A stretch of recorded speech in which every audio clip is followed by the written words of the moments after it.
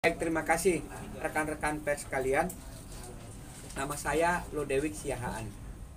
Saya adalah kuasa hukum, penasihat hukum dari saudara Fernando Lesmana.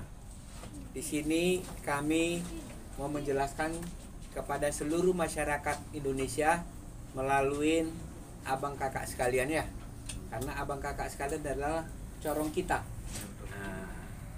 Bahwa Fernando Lesmana, klien kami, tahun 2008 telah melangsungkan pernikahan dengan saudari Helda. Dalam perkawinan tersebut telah lahirlah 3 orang anak, 2 laki-laki, 1 perempuan. Yang paling besar laki-laki, yang kedua laki-laki, dan yang ketiga perempuan. Pada bulan April 2021, Helda mengajukan gugatan cerai kepada klien kami Fernando di Pengadilan Negeri Jakarta Barat. Ketika proses persidangan masih berlangsung, belum ada putusan yang berkekuatan hukum tetap atas gugatan cerai tersebut. Ternyata pada Minggu 28 Maret 2021, Helda telah melangsungkan perkawinan dengan Frederick Suryaco alias Erik di Hotel Kempinski Nusa Dua Badung, Bali. Kemudian dalam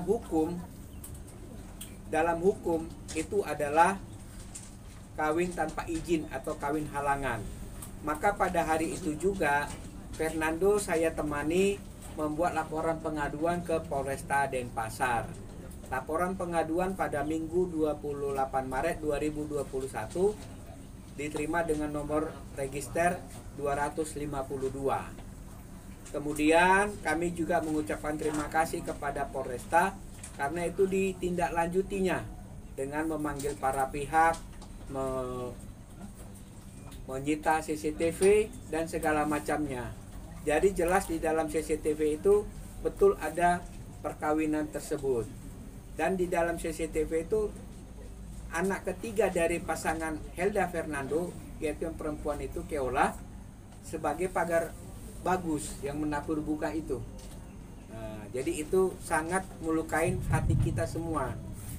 Kemudian Polresta Denpasar sudah memanggil para pihak dan telah dikenakan status sebagai tersangka. Ketika status tersangka dikenakan kepada Helda dan Erik, tapi dipanggil mereka tidak datang, maka oleh Polresta Denpasar dikenakan status DPO, daftar pencarian orang, pada tanggal 10 Maret 2022. Kemudian ketika dicek fisik ke sini oleh Polresta Denpasar ke Jakarta ini, mereka sudah tidak ada.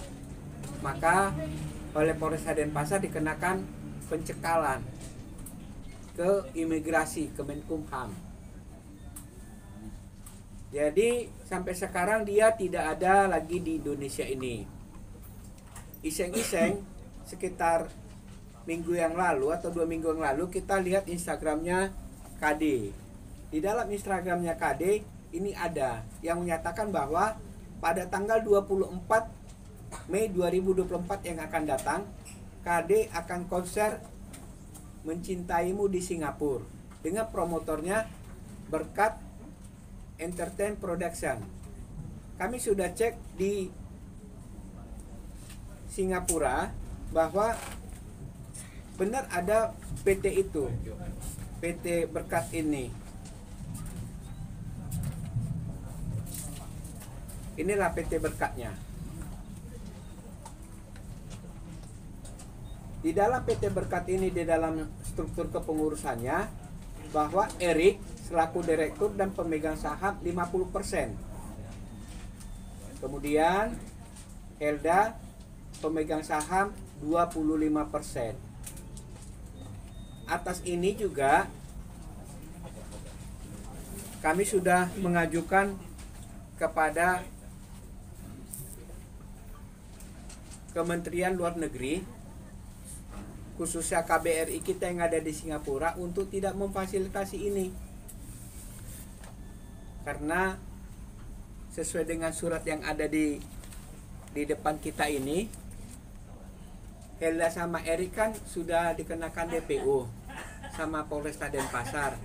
Masa iya aparatur negara kita tetap mau bekerja sama dengan orang yang sudah dikenakan di sini kan gitu. Nah, kita sudah sampaikan keberatan kita kepada KBRI melalui email.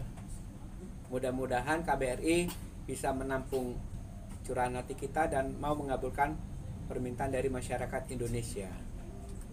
Jadi terhadap ini semua, pada Selasa 2 Mei 2023, kawan-kawan dari suara.com sudah menulis berita ini ternyata. Dimuat. Dan pada waktu itu juga yang kita baca bahwa KD akan memberikan penjelasan atas berita ini. Itulah di hari Selasa tanggal 2 Mei 2023. Tapi yang mengejutkan pada kita semua, di hari Jumat tanggal 5 Mei 2023, KD membuat konversi pers di Singapura yang menyatakan bahwa dia berterima kasih kepada PT Berkat dan akan tetap untuk konser di Singapura pada tanggal 24 ini. Karena apa? Pada saat itu juga dihadiri oleh KBRI, staf KBRI kita yang ada di Singapura. Kita lihat di TikToknya KBRI dan juga TikToknya KD. Untuk itu kita sudah minta kepada KD. Tadi surat sudah kita layangkan kepada Ibu KD ini supaya beliau itu bisalah mengetahuinya.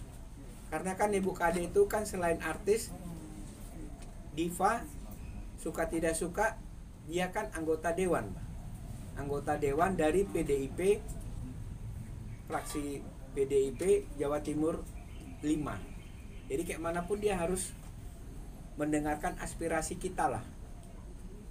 Jadi makanya kita juga sedang bagaimana caranya untuk bisa menemui langsung sama Ketum, yaitu Ibu Megawati Soekarno Putri. Mudah-mudahan beliau juga bisa mengingatkan kepada anggotanya yaitu Ibu KD supaya bisa mendengarkan jeritan hati kita. Jadi harapan kita dari sini supaya Helda dan Erik mengetahui apa yang mereka lakukan itu salah. Kalau mereka mau menyelesaikan, datang aja, selesaikan, hadapin semua, kan selesai. Enggak harus kayak gini kita kan. Dia datang aja, dia mau apa ya silahkan kita. Dia datang apa, kalau mau negosiasi ya negosiasi kan. Karena sama kita kan itu kan harus jelas. Satu, yang kedua status anak bagaimana. Di dalam putusan gugatan cerai kan sudah ada putusan kasasinya. Di dalam putusan kasasi Helda menang. Dan di situ disebutkan pihak Fernando Lesmana akan membayar biaya kebutuhan si anak ini 5 juta per bulan sampai dia dewasa. Kami lakukan. Tapi di satu sisi Helda juga dikenakan kewajiban untuk kalau kami ingin ketemu dengan anak dibenarkan oleh pengadilan. Sampai sekarang kami nggak pernah ketemu dengan anak. Kita lah umur 3 tahun anak kita cewek kita nggak pernah jumpa. Kasian kan? Ketika kita telepon, teleponnya diblokir. Kita mau jumpa, kita di-cut. Kita sudah sampaikan ke KPAI, nggak ada juga hasilnya. Kita sudah buat ke apa, nggak ada juga hasilnya. Bang, berarti di sini Mbak Kade maksudnya terjerat apa ya Bang? Maksudnya kan suami istrinya katanya melakukan penipuan ke Mbak Kade atau gimana sih Bang? Iya, duduk masalahnya apa tiba-tiba duduk sama masalahnya. Kenapa sama ada Mbak Kade kenapa ada hubungannya gitu, iya, Mbak kenapa Kade? ada hubungan ke Kade? Baik, terima kasih Bang. Jadi sebetulnya tadi kan saya sudah jelaskan Bang. Kalau secara personal langsung kita nggak ada hubungan dengan KD. Yang ada adalah KD di sini akan mengadakan konser di Singapura. Ya. KD akan mengadakan konser di Singapura dengan menggandeng Erwin Gutawa. Sponsornya adalah Berkat Entertain Production. Ini Berkat ini dimiliki serta diusahakan oleh Erik dan Helda. Jadi dalam hukum ini namanya kausalitas, Bang.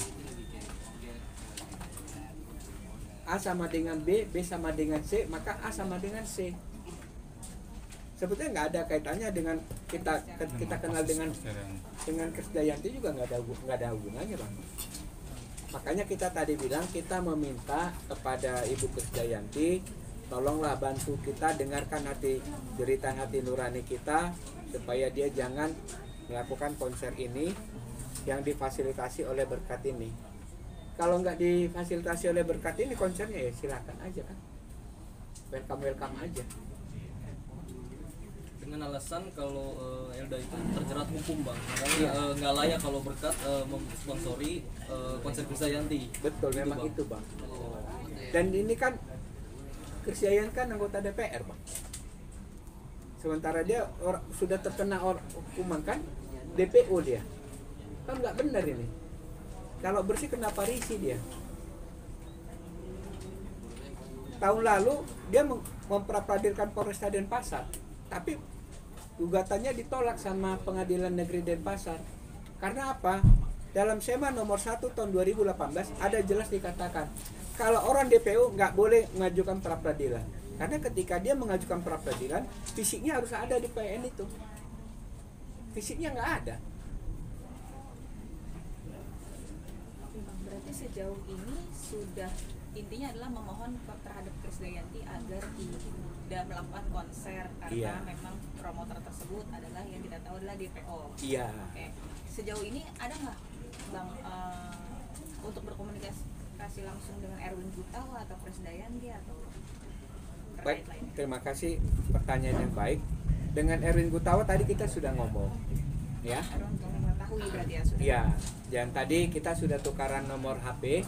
Mudah-mudahan dalam waktu yang tidak lama kita sudah komunikasi. Tapi menurut Erwin Gutawa begini, bahwa Erwin Gutawa hanya kerjasama dengan Krisdayanti. Kalau terhadap konser itu Erwin Gutawa tidak ada kerjasama. Yang ada adalah kerjasama KD dengan berkat. Pihak IO-nya. Ya? Pihak IO-nya. Iya, betul, Bang. Tapi apapun itu Erwin bilang akan menindaklanjutin surat kita, akan menyampaikan kepada Erwin dan bagaimana untuk mencari solusinya. Tadi saya sudah ketemu dengan sebelah. Kalau Krisdayanti sendiri sudah ada komunikasi, Bang, dengan pihak? Karena jujur aku nggak punya nomornya. Kalau ada nomornya kita siap. Kita siap kalau ada nomornya. Mungkin kalau cerita dari hati ke hati bisa lebih paham ya. Ini nggak ada, kita memang nggak ada. Karena kita cari di Google juga nggak ada. Kalau Erwin kan di Google ada ini, makanya kita ke sini. Dan kita pun tahu ini Cafe 880 ini dari sini. Gitu dia. Tapi dari abang sendiri, menurut abang Krisdayanti tahu nggak sih kalau IO-nya itu bermasalah? Ya kita nggak tahu ya, Bang. Tapi sebenarnya kalau menurut kita dengan tanggal 2 Mei itu Krisdayanti harusnya udah tahu. Mungkin kalau Krisdayanti secara pribadi terbatas, tapi dia kan punya orang-orang, Bang. Informasi itu kan pasti orang-orangnya kan ada kan? Iya, pasti ada orang-orangnya. Bang, kalau Krisdayanti tetap menjalankan konsernya, apa nanti Krisdayanti ikut terseret dalam kasus ini atau gimana, Bang? Coba nanti kita akan pikirkan. Karena kita tetap koordinasi dengan pihak Polresta Denpasar. Karena sentralnya ini kan ada di Polresta Denpasar, Bang. Paling nanti kita laporkan bahwa sepengetahuan kita ada si A, si B, si C mengetahui keberadaannya di mana kan gitu nih. Iya kan? Kan kita udah tahu nih sekarang mereka itu mengetahui keberadaannya di mana. Bahkan KBRI juga udah tahu kan. Makanya kita juga harus menyampaikan ini kepada KBRI. Kemenlu kita juga sedang cari akses supaya bisa ketemu dengan Kemenlu. Oke? Ya. Boleh, Bang, diunjukin kamera surat untuk Krisdayanti. Itu yang buat Krisdayanti, Bang, ya? Iya. Atau diturunkan atau di apa? Dimadepin kamera aja, Bang. Abang pegang madepin kamera. Agak lama ya, Bang, ya. Ini surat tertulis secara legal dari kantor abang ke Ibu Krisdayanti.